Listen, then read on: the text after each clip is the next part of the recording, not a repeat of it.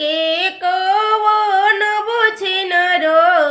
बेटा के पढ़वली लाल मड़वा में आके दुल्हा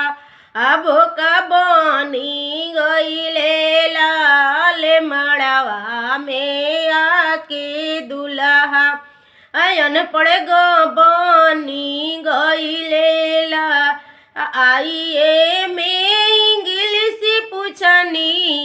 बीए में ग्रामर हो मैट्रिक में मैथ पूछनी कुछ ना आइले हो मैट्रिक में मैथ पूछनी कुछ ना कहे के कौन बुझिन रो बेटा के पढ़वली लाल मड़वा में आके दुल्हा अब का बनी गईले